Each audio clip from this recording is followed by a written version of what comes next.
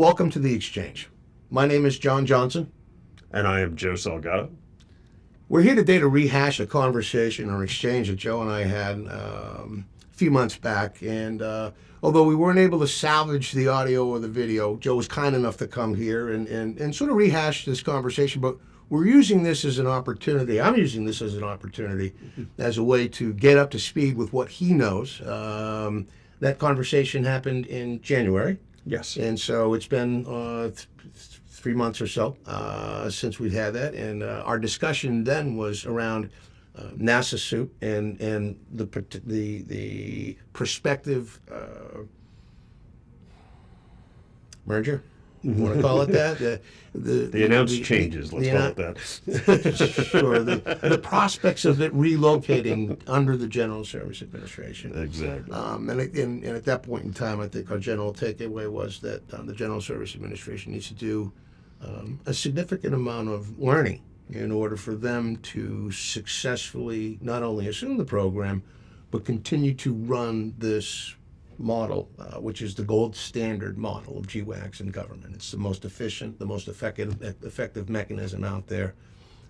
Single platform. I mean, I could go on and on about why I believe that program to be important. And we'll get into that. We'll get into why that program in particular is important, why it should be salvaged. But before we do that, Joe, lots happened then since then, right? There's been announcements around CIOSP. There's been announcements around some award decisions around Polaris and around Alliant and excuse me.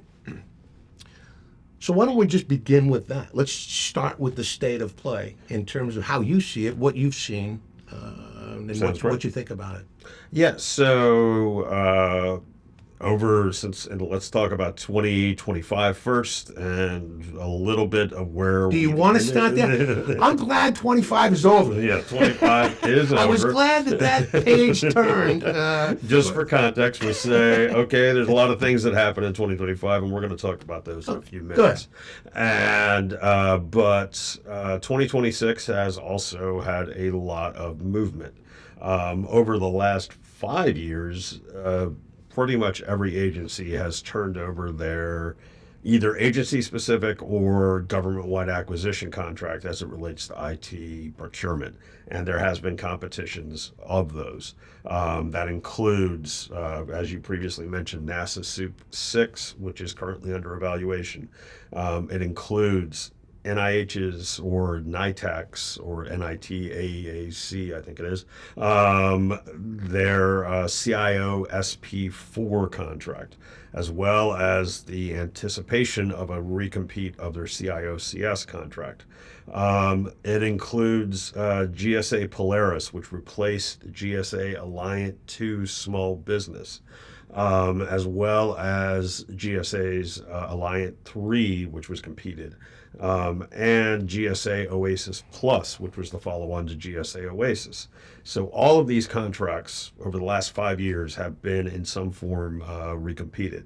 Also, at the agency level, you have ITES, Army ITES, and you have DHS, their First Source 3 contract. Some things happened since we've last spoken. DHS First Source 3, I think this happened before we talked, and we talked about it a little bit. That was canceled as a part of the current administration's executive order to eliminate waste and duplication in the government. But the bigger news has been the cancellation of CIOSP4. And CIOSP4, for those who don't know, is a government-wide acquisition contract, same as NASA SOUP, primarily focused on the procurement of IT services across the entire federal government. It was a very, very popular contract. Okay, it was IT services. It was for healthcare. The NITAC program was this is always funny because even though NASA was the very first program after Klinger-Cohen, after 1992, with Klinger Cohen. NIH ended up being the other agency that was designated to Be able have to. that authority to go ahead and put together these Government-wide these sort of government-wide constructs. And so Yes. they've been at it for a while. It's been primarily focused. It was primarily focused, still is, I guess, because CIOSP3 is supposedly still functioning, or at least for a bit.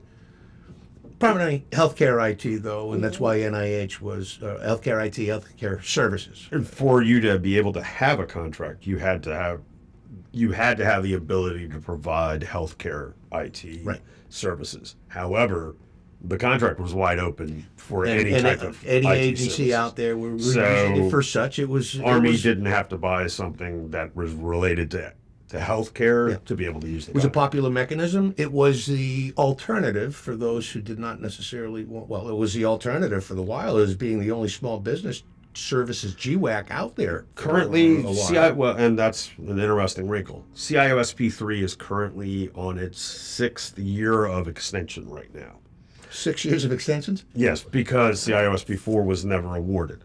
So it is currently, it has the probably largest number of small business awards. So it's a very popular vehicle even to this day. CIOSP4 is an interesting vehicle because that was the follow-on. And we can get into the wheres and who's, where's, and why fors as to why it wasn't awarded. But there was, I think, over the course of 4 years, over 300 protests on that vehicle, which included pre-award protests and post-submission protests. There was a list of apparent winners that went out, and then the protests increased from there. It got to the point that it was at the Court of Federal Claims, and that is where the contract kind of ended. Yeah. And they used the same mechanism that DHS used for First Source 3. They used that executive order as saying we're going to eliminate waste in the We're government. going to reduce duplication. We're going to reduce We're going to the consolidate. duplication We're going to go by the executive order, and we're going to bow out of this and step back. Yeah. There's been a lot of personnel changes, I know, at NITAC. It was a contract that was going to be very hard to award. It's I felt bad for my colleagues over there. They were doing their best, but they did that. It's the evaluation methodology, as you and I talked about before. Yes. The evaluation methodology ended up biting them a little bit. Yes, there was a lot of good intentions Yeah. that led to bad outcomes, is what I'm going to call them. They moved from an evaluation methodology that included written and evaluations, the written submissions and evaluations of the proposals, to a complete scorecard methodology that led to a lot. And That was an innovation. Wasn't it Todd Richards and Oasis? I think the very first Oasis contract. Oasis was the forefront of all of these where scorecard they vehicles. developed a scorecard as a way to go about it, and it seemed to work. And It's like many things that happen, whether it's at the GSA or elsewhere, somebody does one thing successfully, and everybody else ends up trying to repeat that same process, that same methodology. It appears, and I remember the old, I think it was Staples. Staples or Office Depot, I can't remember what it was. Whoever had the ads with the easy button, the big red easy button. It always appears to be easy, but there's some mirage in there because, and what really happens here is that when you limit the number of awards, which most government agencies want to limit the number of awards because that also comes down to how many contracts they have to manage. But when you limit the number of awards and you combine that with a scorecard evaluation methodology, you're almost creating a pathway to protest. Because what happens here is that because of regulations that allow for joint ventures and small business and a whole bunch of other areas, there is a lot of areas that the contracting officer is going to have to understand very succinctly to be able to navigate this entire thing to get to those limited number of awards. And it might not give them the outcome that they wanted. They could have more joint ventures than they anticipated to begin with. There's a whole bunch of different issues that come into play. And where you get the cutoff, right? Where you set the cutoff. Anybody who doesn't meet that bar, then the cutoff, or is not going to be happy about it. They're going to question whether or not their evaluation was correctly assessed according to the scorecard, and as compared to whether other proposals were assessed in the same way. See how that could lead to trouble if you're on the flip side. I mean, if you're number 11 in a team of 10. Well, and that's really what it comes down to, is that this becomes an unnatural playing field because of the way that let's say contract A wants to award 100 contracts. 1,000 people, 1,000 companies submit in whatever formats that they submitted in. You have 900 losers. I'm pretty good at simple. Exactly. And those 900 losers could be scoring, especially 500 of those 900 losers could be scoring a higher than 90% of the points. Right. So you and I went to school and 90 was an A. So distinctions tend to be arbitrary, sometimes through a scorecard. So a company is losing a contract for 10 years to be able to sell to agency A, B, or C, but it doesn't mean that they're not qualified, but because of rules that apply to small businesses, small business joint ventures, you can maximize some scoring because there's rules that came out in early 2020 that there was changes to the SBA regulations that say even a subcontractor to a small business can provide that small business full credit for their experience. And then it starts to become, okay, and so what was an easy situation starts becoming very complex very quickly. I am so grateful that I left government in 2018 as a direct federal employee. Yeah. Before the joint ventures became a thing, because as a contracting, when I was doing contracts myself, and I was a contracting officer for schedules, I was a contracting officer for the early cloud agreements and minutes and programs and others. We didn't have to deal with joint ventures, thankfully. Now, I didn't have to deal with joint ventures, thankfully. Which is probably another topic that we'll get into. Maybe not you and me, but I think somebody in that seat really get into joint ventures, because it's a fascinating world, and it's a tool that's available to contractors that the government had great intentions for, but I don't.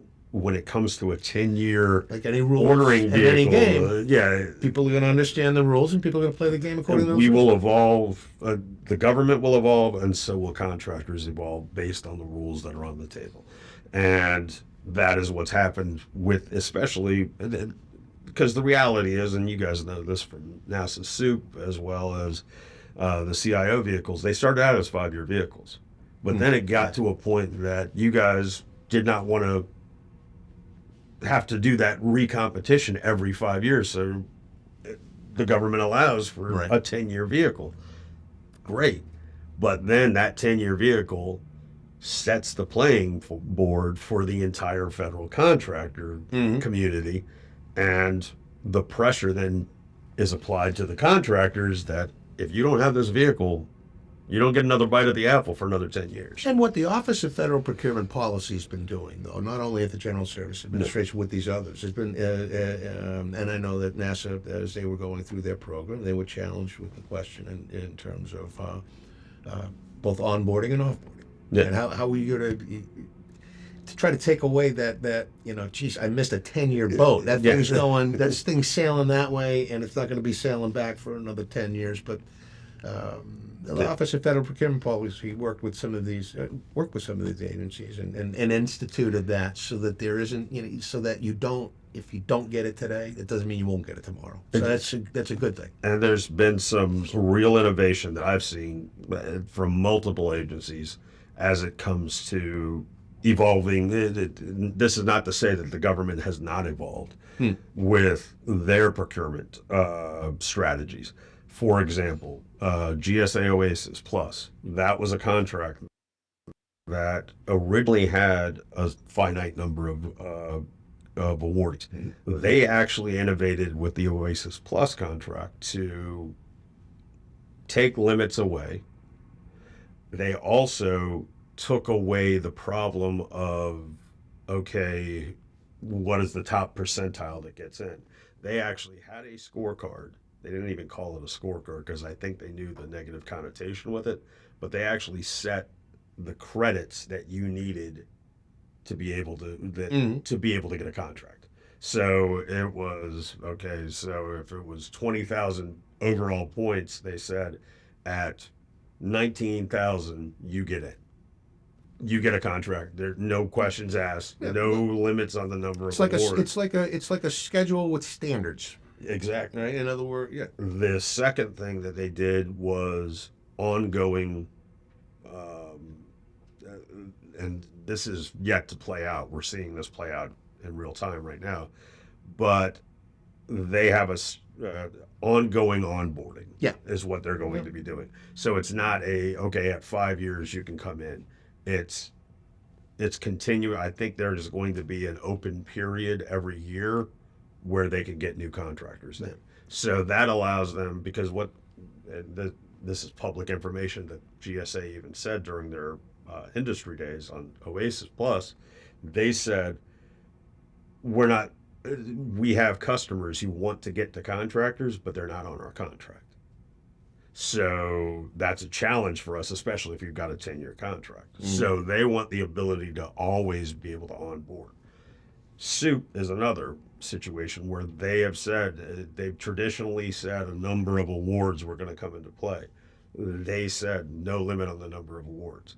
Those two things, whenever I see a contract that comes out, an RFP, a request for proposal, a draft proposal, whenever I see that limit on number of awards, I know it's going to be a long time to get to an award. Certainly As a seems capture manager, I look at it and go, okay, this is going to get challenged one way or the other in some way, shape, or form. okay, and that which automatically made me think of what Maps is doing before I even think of Maps and go into that. Let's actually circle this back. So how does this play through in with what they're doing with? We'll stick with IT right now, and with Alliant 3 and with Polaris. There's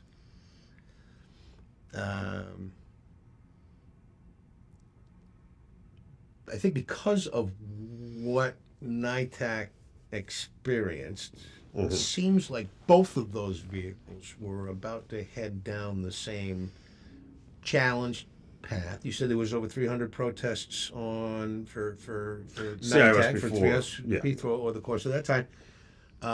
There's been protests submitted already, or quite a few that are in there with Polaris. Talk a little bit about those two, but both Polaris and Alliant 3, because it seems like Alliant 3 was one of the fastest things I've ever seen the General Service Administration do, and I think they did it out of desperation.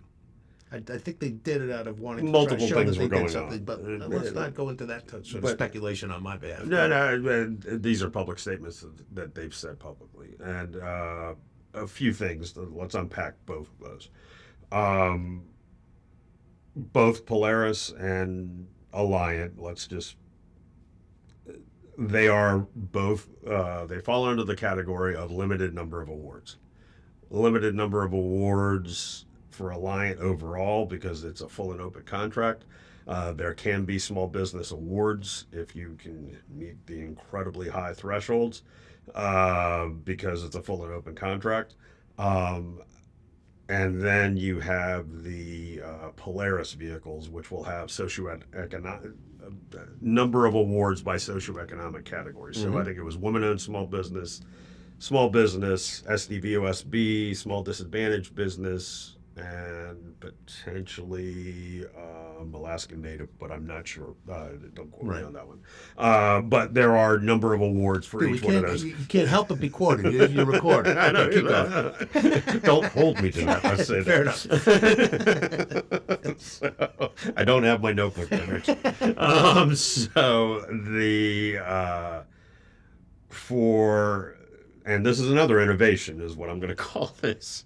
GSA has made awards on both of those contracts. Mm-hmm. However, they have not made all of the awards. So what's happened here is that we now have some awards in some categories for Polaris, as well as, I believe, a little bit over half of the awards made on Alliant 3. Mm-hmm. Those were the highest scoring awards on both of those vehicles. No bidder has been eliminated from competition in either of those contracts. There will be another phase of awards, or phases, I'm not sure. So the vehicles, as far as I understand, are active. So task orders can be awarded on the awards that have been made. However, if I'm looking at risks, I'm a little concerned as to what happens when they make that final phase of awards. When they send their Dear John letters at the end saying There is going to be, you were an unsuccessful offer Yeah. at some phase of this. We're kind of delaying that process right now with the way they've done that. So it's an innovation, I guess. But it comes with some, I'll call it risk, in the fact that I don't know what happens. What my biggest question, just reading the news, has been, what happens to awarded task orders if a contract goes into protest? Well, so I think they awarded their service disabled veteran on the Polaris and maybe HubZone. Not completely. They did a phase of They each did one of those. They haven't let any SDVOSB or women owned know that they haven't won yet. Gotcha. And is there any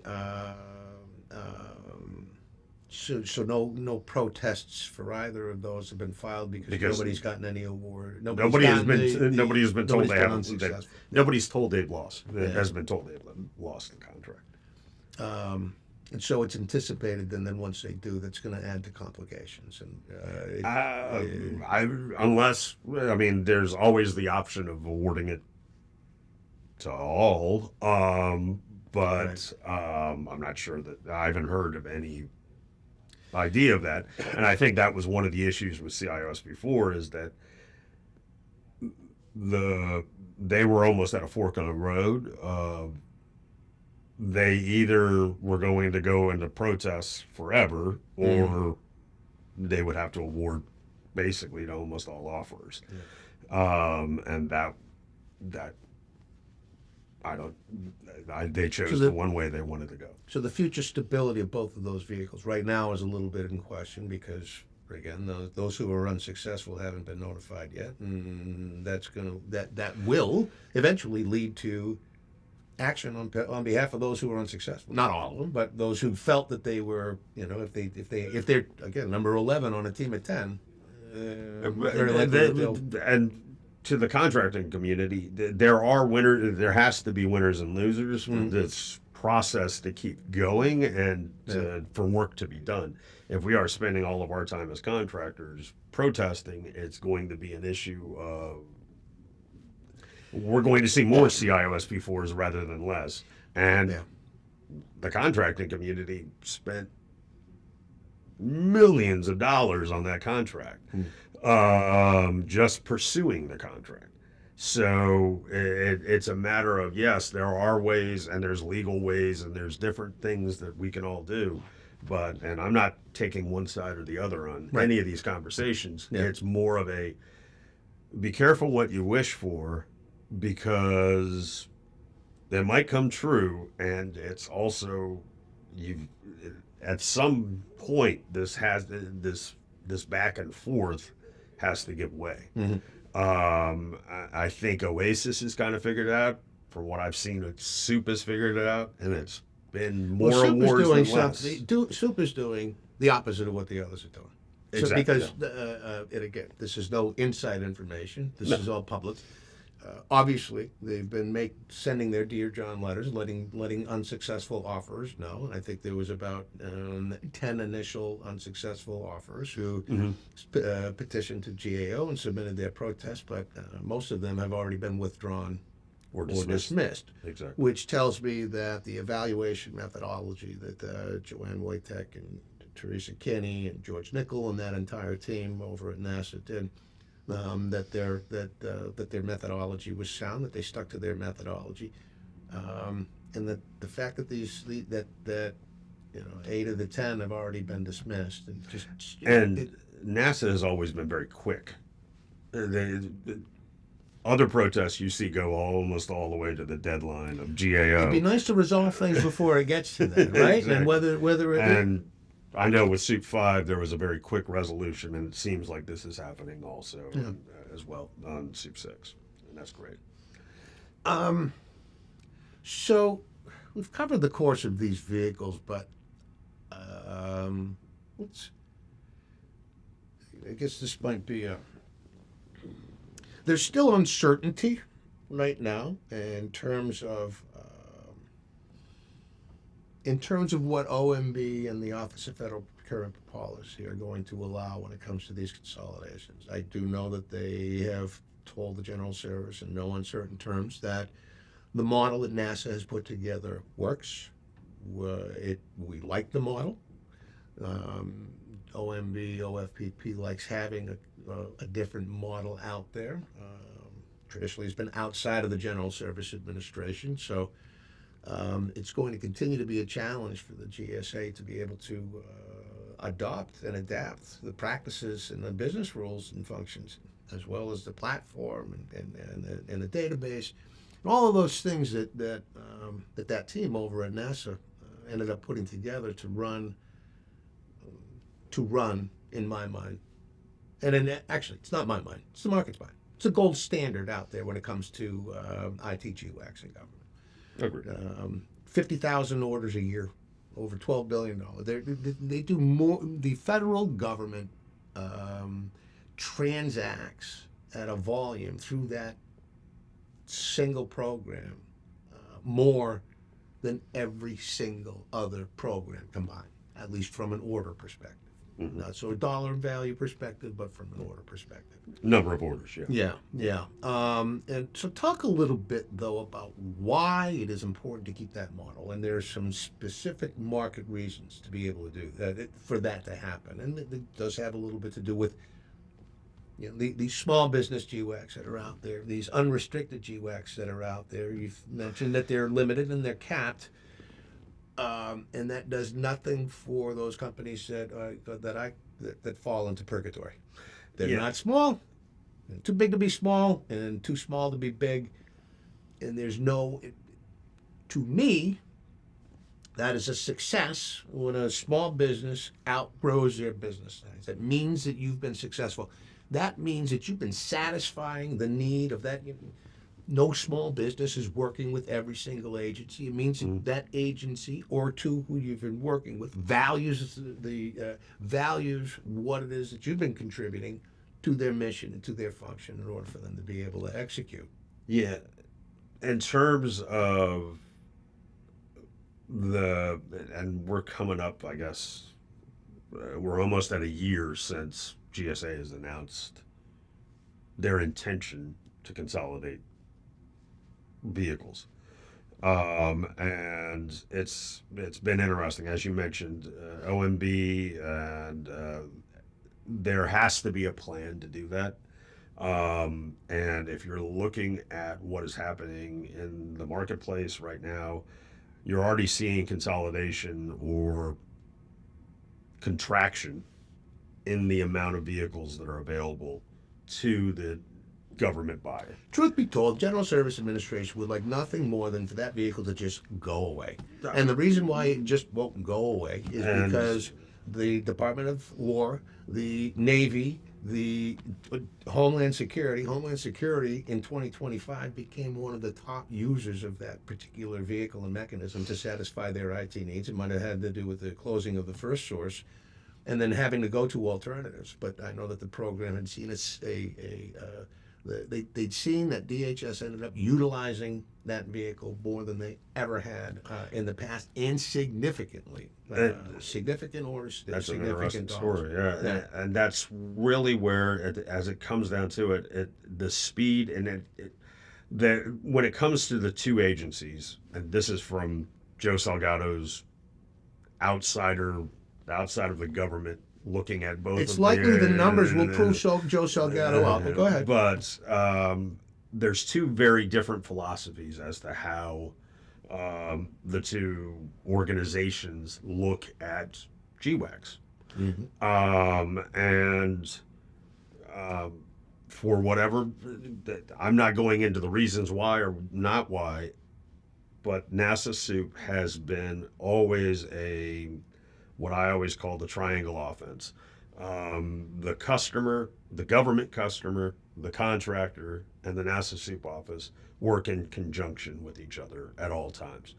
And it's almost a symbiotic relationship where that is what's happening.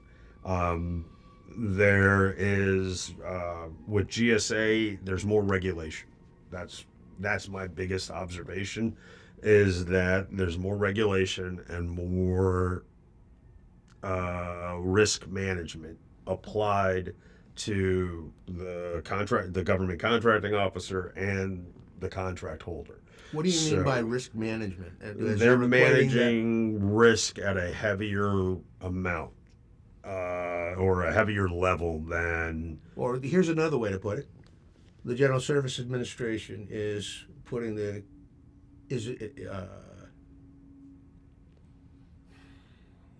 what is the way to put this? I'm trying to figure out the right way, also the right analogy. Yeah.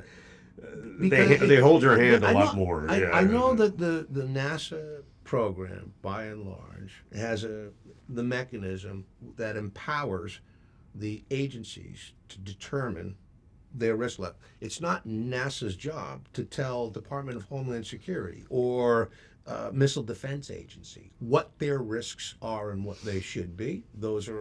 Everyone's big people executing their mission in the way that they are. They're the ones that determine their risk, not NASA. NASA never wanted to be in the middle of an agency looking to make a buy and a company offering what it is that they have. Although what NASA has always done is ensure that they had the proper data collected so that a agency can make that risk determination. They're not going to make the risk determination for you, but they're going to give you every single piece of information, or not every single piece. They're going to give you the information that you need from a supply chain perspective to then determine your own risk. You're not going to vet solutions for Department of Treasury and do that on behalf. So that's the approach that NASA had taken. And then to your point, with the General Service Administration, they would like to they wanted to serve as a compliance police. Essentially, trade agreements act as a perfect example of it. I'm sorry, United States Air Force. I know that you use Apple products for your flight bags, and this is how you execute your mission as you're flying over the Persian Gulf right now. Right. That is where these pilots and these crewmen are getting their orders and packaging their information. Who are you to tell? Who am I to tell the U.S. I'm sorry, U.S. Air Force, you can't do that. I'm sorry, you're not compliant. They're dropping bunker buses right now. Do you think they care about the General Service Administration's interpretations of compliance when they, meaning the GSA, take an overly restrictive view? It's really why NASA exists to begin with, because prior to 1992, GSA was the Department of no, you can't get that. No, you can't do that. No, NASA, you can't have engineering equipment to do your research in order to launch what you're looking at. No, no, no. They were the agency of no. And so that's And that was, and as an outsider, having used all of the vehicles, having competed on all the vehicles, I can say that is my experience as well. And I'm not it even is, making a criticism either. no, no, It is a part. You were getting to the point. It's part of their culture. There are two different cultures. There's two different ways of looking at the philosophies. word, two different philosophies, two different GWAC approaches And to the marketplace. just like parenting a kid, if you look down a neighborhood street, I'm betting that you're going to have one that says, okay, you can go out and do whatever you want to until you get in trouble, and then I'm going to take care of you. Or you can have somebody who's going to helicopter you. And it's like, I'm not going to trust you to go out that door because I'm going to come with you. And I'm going to hold your hand as we walk down the street. And I'm going to make sure you don't do something wrong. Something tells So- me the U.S. Air Force doesn't like to be organized. Something tells me that they're going to hop in their plane and say, There's a reason why certain Reason- contracts are popular. Yeah. At the end of the day, it's a discussion of free will. And not only free will, but but it's a fixed market and a free market. You have a free market mechanism. And it's one way to look at it. And I've looked at it, right? You have a free market mechanism that NASA's program has created. It hits all the things that actually Dr. Rhodes over at OFPP is looking for. Dr. Rhodes has put up these three big challenges. We had a conversation last week, our last exchange, with Robert Burton, who was there, former OFPP acting administrator over at OFPP, and Marcus Fidelli, yeah, exactly. a mutual friend of both of ours, who actually introduced us to talk about the reseller environment. But what Mr. Burton was talking about were Dr. Rhodes' big three, and his big three is do things fast. Well, shoot, now I got to remember what the big three were. Efficient. Fast, easier, and at a lower cost. I think those were basically the three big things that he. And I think that you're not going to get a warrant, a contracting warrant, in any government agency without knowing what you're doing. And that is, for any contracting officer, it is their job to make sure that they are doing things correctly. And at the end of the day, these vehicles are called vehicles for a reason. They are a tool for the federal government. They are not a governance. They are a tool for the federal government to get services, goods, material, whatever they are, quickly. And I believe that's what our current administration is fighting for also, is common sense when they're rewriting the federal acquisition regulations. But at the end of the day, the federal acquisition regulations change in certain amounts. Making those common sense is very important. By the way, I think that was one of the major accomplishments in this administration so far. It was to do what it is that they said to do, and fulfill that promise of stripping things out, making things easier in order to take out the additional, the non-legislative features that were found in the federal acquisition regulations. And if it wasn't tied to law. These regulations go all the way back to Hamilton, and I think there's an updated sense, although some of them may not have been. That's the whole thing, is that some have been written on top of it or rewritten as we go, and at the end of the day, it's like, okay, maybe we can do things a little quicker. When I got into the industry in '95, a laptop cost $4,000, and they reiterated maybe once every 2 years. Now we're talking about every 6 months, and they cost $400. So it's like, okay, we've made certain things so incredibly complex, and we're still using rules from even 10 years ago that might not be relevant to today. Yeah.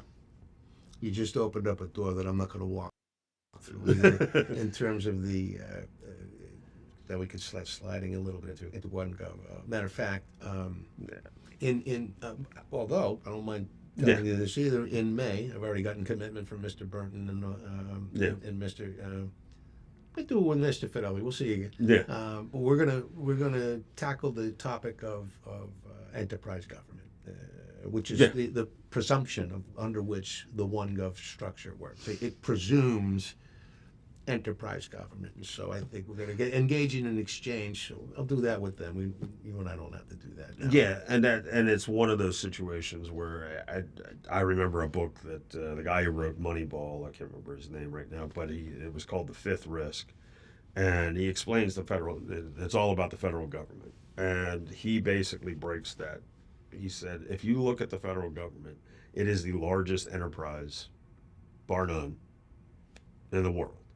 And the amount of employees, the amount of different agencies, and everything of that situation. And that always sticks in my head, because what it takes for one agency, if you looked at each of those agencies as their own company, that's one thing. If you try to bucket them into an entire entity, then you're at cross purposes. The federal government is not Citibank. So we will get into that. Right? So my argument around enterprise government, it's something that I've written about and thought about for a long time. Yeah. The government's not Citibank. You're not going to get that uniformity. The government, if they're an enterprise at all, closest thing may be with Berkshire Hathaway. They got a railroad, they got insurance, they got Dairy Queen, this, that, the other thing. Yeah. And Berkshire Hathaway does not require Dairy Queen to have the same point of sale system as the furniture manufacturing company. They don't require their Geico insurance to have the same standard laptops as pick another as their railroad holdings. Right? These are different entities. As a slogan, it sounds great. Once you start picking at that onion, it starts falling, like you just said. It makes you cry. Because you're just like, wait a minute, I wouldn't ask Dairy Queen to act the same way as a furniture company, nor would I ask the Air Force to act the same way as the Housing and Urban Development Agency. They have very different roles and missions. Different missions, different risk postures, different, and you see this in security requirements all the time. If you're working with the agency or DNI or some of those agencies, their security posture is going to be a little bit different than what you would have at, Department of Education, or I'm just using that one as an example. And to that end, I mean, it's very interesting that I'll tie this all the way back to the contracts. Let's get back there. NASA soup, there was two main requirements. It was CMMI level 3, I think, for the B and C bidders, and then ISO. Mm-hmm. Different ISO standards for each one of the categories. ISO 9001. They also had 20243 for supply chain as a optional standard. But those are kind of your entry level. If you're a government contractor, to play in this world, you have to basically have those, even as a small business. For Polaris, it was kind of the same, but then you got points for every higher level. So to be able to maximize your points, you had to have more certifications. So now you're eliminating certain players. So you're almost requiring those certifications. And then on Alliant 3, I think there was CMMC standards. There was even higher standards that were coming into play. And I know with MAPS, there's CMMC is all over the place. Yeah. So it's a requirement. But in the MAPS Department of makes War. sense because that's an Army contract. Yeah. But if you're doing a GWAC, to our point about HUD versus Air Force, it then becomes very interesting when you start saying, okay, wait a minute. Do we really need this level at just an entry level to hold a contract? Do you need to have this? Yeah. And so different philosophy, that shows those different philosophies. Because all agencies, now we'll slide into a little CMMC unintentionally. I know that NASA is a program. once again, from a philosophical approach. They don't require CMMC as a certification. However, as they're developing their platform for Soup 6, for those agencies that do require it, it's an option that's in there. In other words, an agency At a if task you're- order level, at without an a doubt. Yeah. ordering level, and if CMC, okay, we require that. We require CMMC level 2 for this particular work that's going on over at Fort Meade. But if you're a contractor who's level never, right, who focuses on civilian agencies, if NASA required that right up front, there'd be significantly fewer potential bidders. To your point, it also increased costs on housing and urban development who don't necessarily have the same type of information that needs to be protected in the same way as it is over in Fort Meade. bingo. Yeah. And that's kind of where it's almost the situation where you want to say, okay, at this 10-year GWAC level, make sure you have the bare minimum of what you need, but then also say these are options that are going to play into the task order level, but not. It makes it very difficult. So one of the points that Marcus was making last week is the challenges associated with working with the federal government. Compared to what it is that's required when there's transactions happening in the commercial sector between commercial companies. Mm-hmm. The compliance regime, it makes it difficult to satisfy Dr. Rhodes' goal of decreasing pricing and costs when the increase of compliance is there associated with many of these necessary regulations They're good that are to have. coming that are coming out. May not be required for all at once, but certainly around supply chain and cyber supply chain, those are gaps that standards bodies as well as NIST and credentialing bodies are looking to fill and looking to address. But those things do not come inexpensively in order to achieve those things. And that's when you were asking me about the scorecards. This is where the scorecards get hinky. Is that a scorecard is... That should be a FAR term defined in the FAR too, by the way. They should add hinky to it. I think it would be part of the plain language. Because a scorecard can only judge binary things. Did you do it? Do you have it? Is it in your possession or not? Black or white? Because if it's gray, then you're in the world of protest. So CIO SB4, just to really kind of show this, they started going down the first thing is you do experience. And one of the challenges with experience is that the first thing that a contracting officer is like, how do I prove that somebody developed software? Bingo, I'm going to go to the North American Industry Classification Standard codes, or the NAICS codes, also known as. And in some cases, you'll find software development NAICS codes, but a contracting officer might have also done IT services or used a different thing. And so automatically they have to figure out, okay, how do I judge whether somebody did something or not on an experience level? And that becomes really hard. It looks easy, but it becomes really hard really quick just because of the way that the government has set up these codes, which were never designed to prove whether you did software development or not. So that's where most of the points reside on all of these contracts.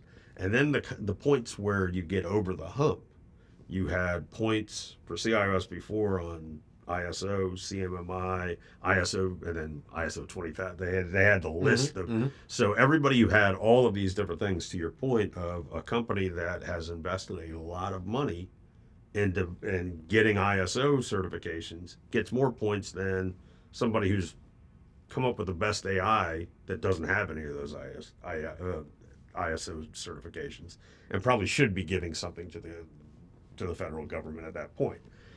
Then You also, because of it, at the time there was these DEI regulations that had come out through the Biden administration, and there was points around those that nobody could figure out how you got them or didn't get them. Yeah. So there was like 400 points that were around. Okay, I had to do affirmative action in some way, shape, or form and document it, and then give it to the government, and then somebody had to validate it, and nobody knew what they were doing. Actually, Joe, this I didn't think of this before, but has there been um,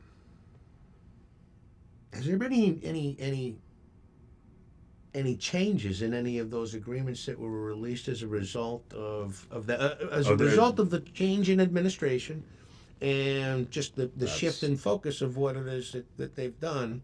That was going to be CIOSB4's next problem, probably. If they got through the Court of Federal Claims, Hmm. they had, because there was not only that, but there was also some energy requirements, because the contract was competed in 21, 22. Mhm. So there was all kinds of like greenhouse gas requirements that were in there. I think NASA SEEP had some of those in their early drafts, but then they Well, then removed they took them out because they were competed as this was going through. Well, they were told to put them in one administration. They were told to take it them out out. within another administration. But by the That's cool. time that you guys were told to take them out, CIOSB4 had been submitted for 4 years. So What did you see? Although, does this play at all in with anything that you're seeing out of Polaris or Alliant? Are those? I would have to go and look those up. I think there has been some amendments where they've taken certain Gotcha. things Yeah. out or not, but I think they're going to have some just because It it's changes taken the some scorecard time. then. So when you do an amendment on that, now I'm following you. When you do an amendment, you change something. Now you got to change the scorecard. Now you got to change the scoring system. Now you're being evaluated differently than you were before. What does that do for the evaluation factors? How does that play out when you're going to make the That's the fascinating thing.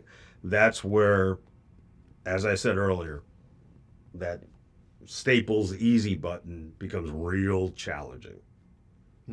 Because and the thing that I've heard multiple contracting officers and government personnel say is, I don't have the staff to evaluate 1,000 proposals.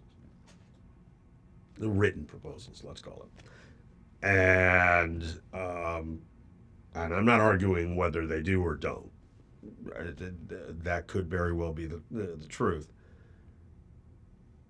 So, but then they use the word but, and they say, I do have this ability to do a scorecard, which will help me be able to do this quicker. And what I've seen, even going all the way back to Oasis, the original Oasis, is it takes infinitely longer. And you can look at the stats on that, and they're all available as to how long these things take. So every shortcut that was brought in extends the trip 20 miles? Well, Or time-wise or distance-wise? yeah, or- exactly. Yeah, well, it's like saying... It's kinda contradictory, isn't It's it? like, well, it's kind of like We're going to saying, save you time. it's going to be only Year be and a half 2 later. miles, but you're only going 10 miles an hour. Okay. So, and it might be a gravel road. So it's one of those situations where unintended consequences start happening. And another thing that happened with CIO was that, right or wrong, and my opinion was it was not the right interpretation, is that the head of procurement said that if you bid as a joint venture, you're going to lose this contract, which is where the original protests, the pre-award protests, started happening because Right. everybody was looking at SBA regulations and going, time I out, don't know if you could do that. time out. And sure enough, that procurement changed. And every time that procurement changed, it changed the way scoring was happening. It changed. So as industry, we were literally changing team composition. We were changing Wow.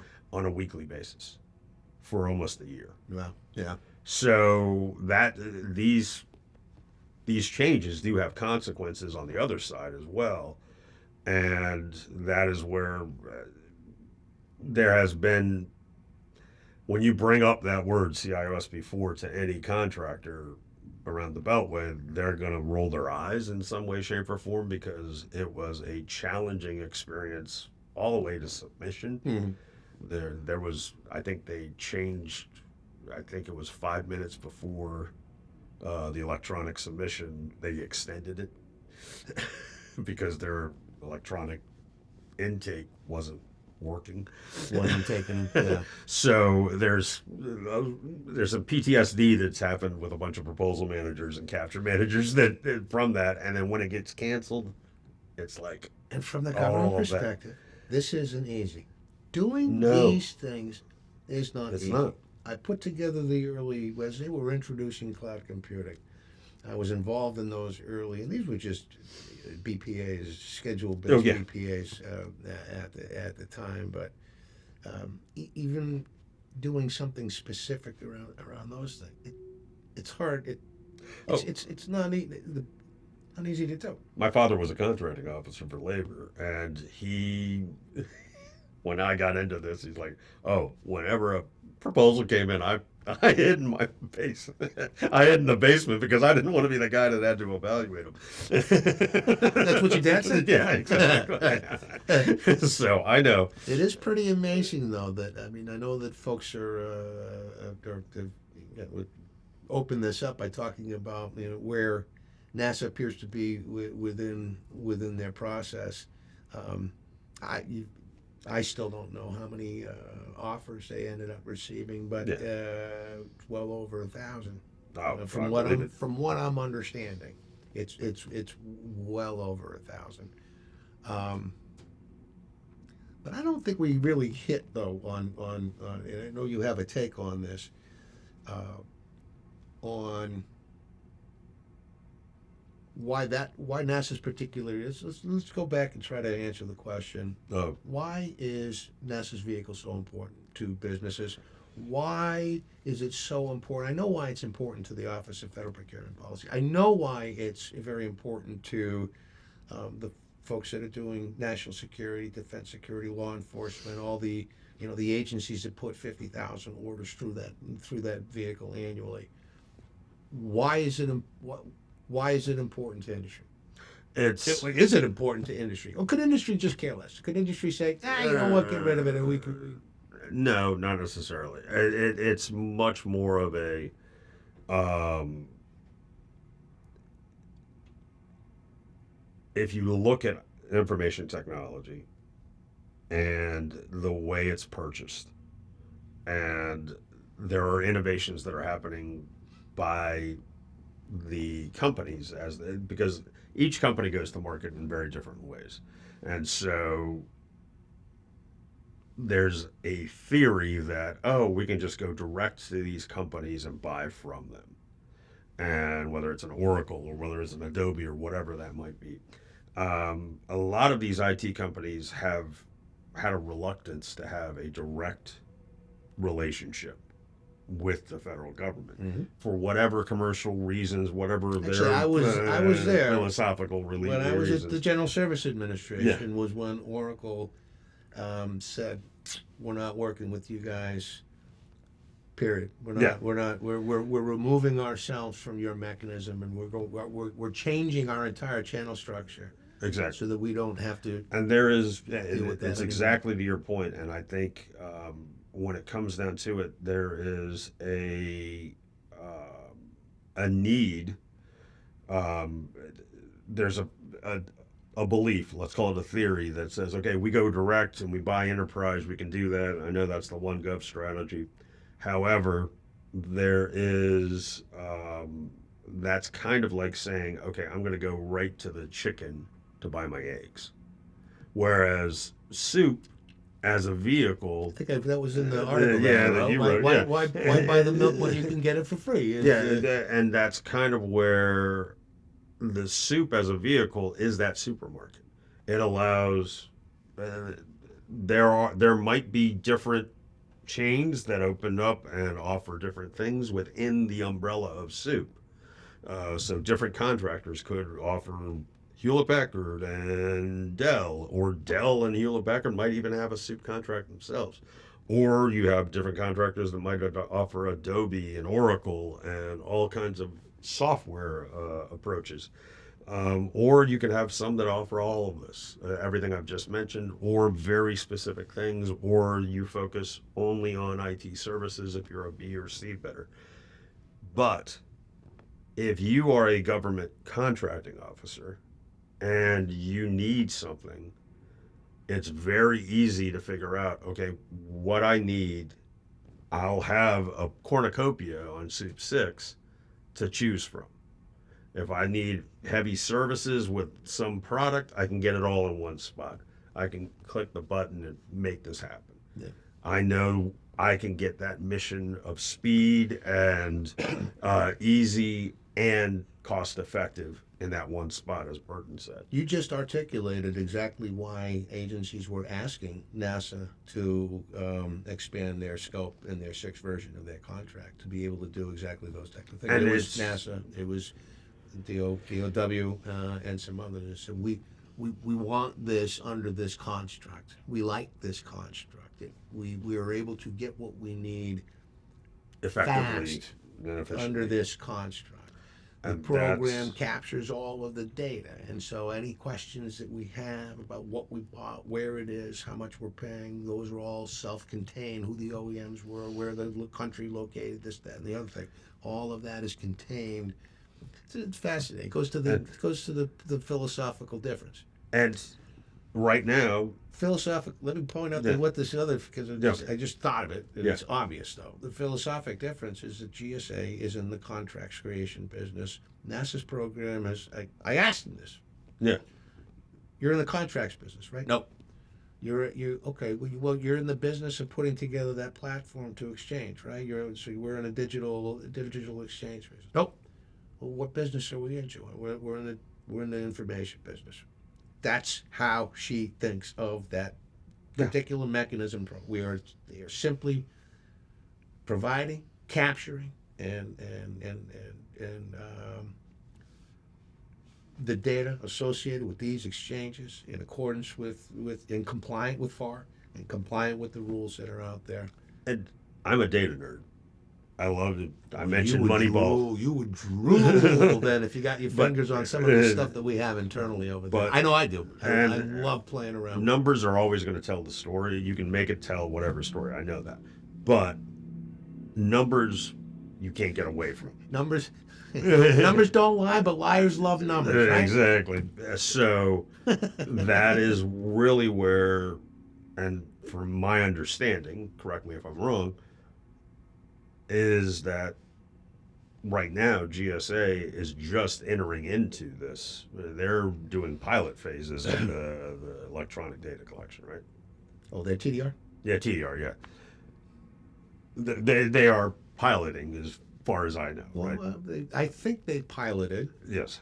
ran some test case, and I think it's actually becoming part of their multiple award schedule refresh as a mandate. Yeah.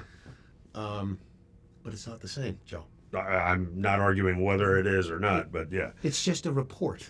Yeah. It's another report. It's And- not. It's not. Let's go back to costs.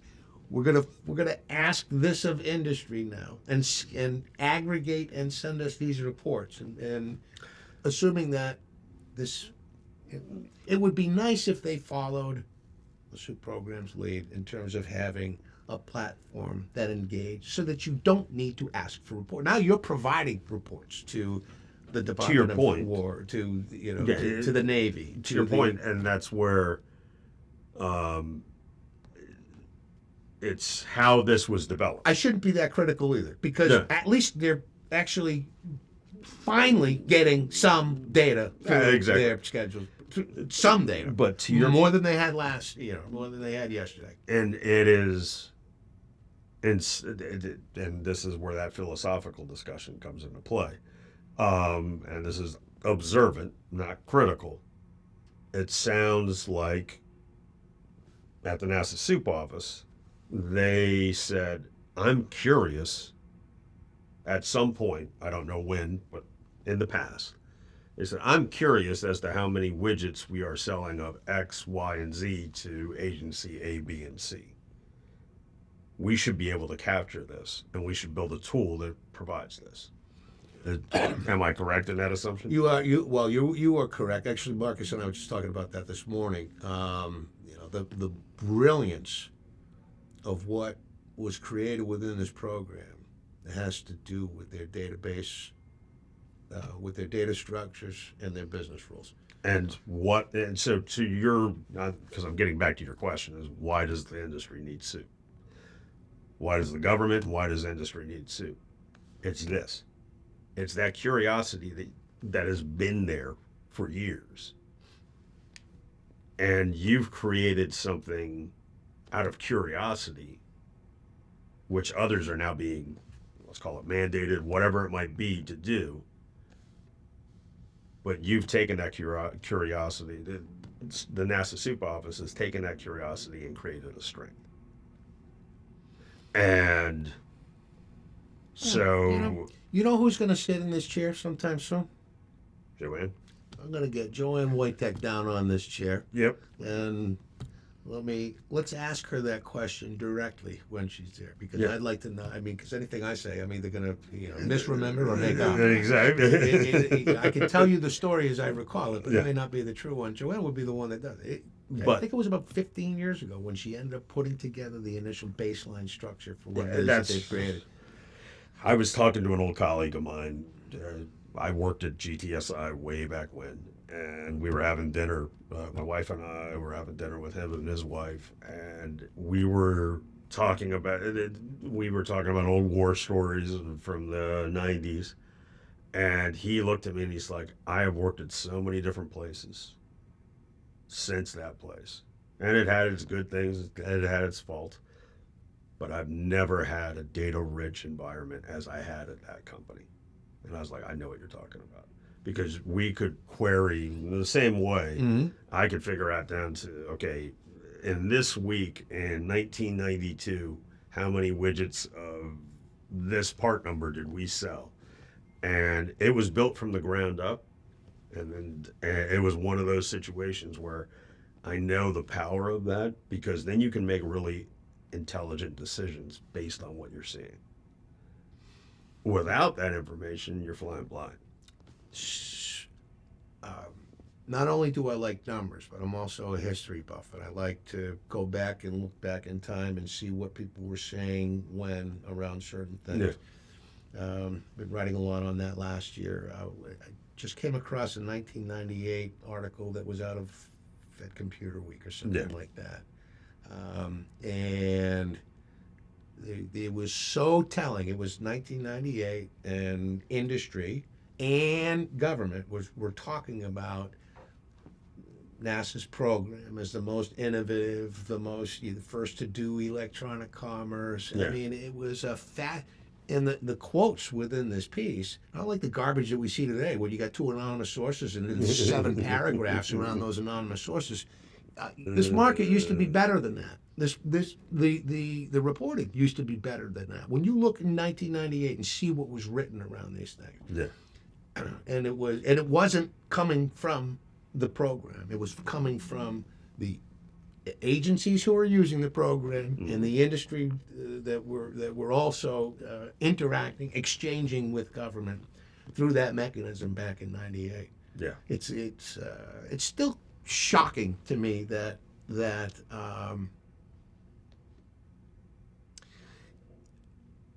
you know what, I shouldn't be shocked.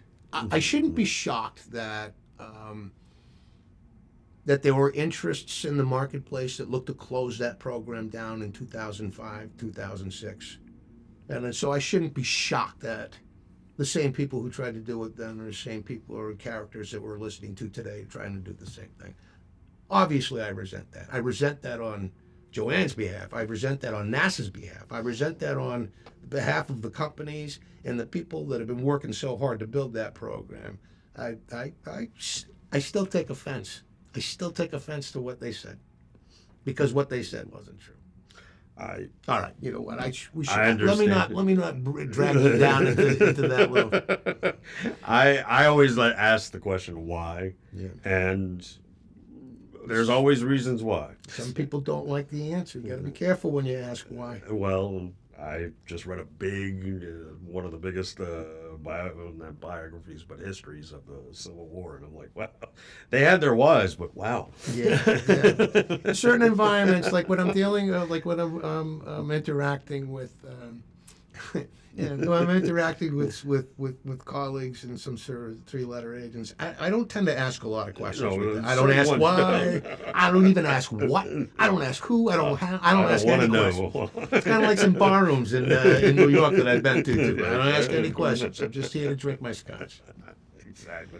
Joe, we've been doing this for an hour, and it already flew by. Yeah. It's always fun to talk. Thank you very much for doing this with me. You're welcome. Always. I appreciate your insights. You teach me. Every time we talk, I learn something. I learn something about the marketplace. I mean, you were the one that taught me the importance of why this vehicle matters to industry. Certainly, it matters to the existing contract holders. What I wasn't connecting was, and you taught me this over a year and a half ago or so, when you were saying, hey, if you're a mid-sized company, this is the only game out there. If you are the type of a company who's been working closely with an agency, making that agency happy, helping that agency execute their mission, and doing so with efficiency and effectiveness, to then be told afterwards, sorry, we're going someplace else in order to do it. That doesn't do the agency any good. Certainly doesn't do the company any good either. And that's kind of, that brings up a point. The loss of CIOSP4 for those mid-sized companies is massive. Devastating. It's massive because there really isn't a home between the two GSA vehicles. If you're not under 32 million, or I think it's 32 million under the NAICS code, you can't get in a Polaris vehicle unless you're on a joint venture. And then you have to get astronomical point scores, which I think are having experiences over $100 million on the Alliant vehicle. So I just remembered Dr. Rhodes' third point. Yeah. Right? Because the competition is that. And you hear this from the administration. I haven't heard the administration come out and say, we don't, we don't want small businesses anymore. That's not true. No. Matter of fact, Director Vogt, Definitely. This is what they are still a small business. Small business is a huge, It's still major importance for employment reasons, for hosts of reasons. Yeah. Most work done not only in government but outside of government. Actually, most work done outside of government is done through small businesses. Yeah. All right. Quite Well, Joe, important. thanks, man. I You're appreciate welcome. it, and I hope to do this with you again. And Awesome. I'm glad 2025 is behind us, and I like what I'm seeing with 2026, man. I am too. There's a 250th anniversary of the country. I got a United States Championship belt to honor that occasion that I'm going to start wearing and bringing with me. Because I think whether you're the administration, whether you're companies, whether you're agencies, this is what we're fighting for. Exactly. This is what it is that this is why we do what we do. Exactly. It is for the country. It is for the agencies, and I'm looking forward to 2026. I think things are going to settle down a little bit, and I think Time to get to work. it's time to get to work. 3 things that Dr. Rhodes is looking for: lower costs, increased competition. What was the third one? What was the first one? Fast. Speed. Fast, Right? yeah. Speed, competition, and controlling costs. Exactly. I think. If you're doing those I think things, what's you're gonna been do good. happening is positioning the federal government to be able to do and help execute those 3 things. I think industry is going to be huge in being able to do that, in being able to assist the government to do that. And I think, I'm biased, but I think NASA is one of the best mechanisms out there to be able to do all 3 of those things. Yeah. You don't know your costs if you don't have your data. So, NASA's already got the speed. NASA already is have the competition, data. and there's competition happening under it, and it's the primary means in order to indicate what cost and pricing data is out there, not at the list level, but the stuff that's The real- actually competed. The real cost. So, Yeah. all right, glad I got that out for you, Dr. Rhodes. Pleasure. All right, Joe. Thank you so much, and let's do it again. Definitely. All right, brother. Awesome.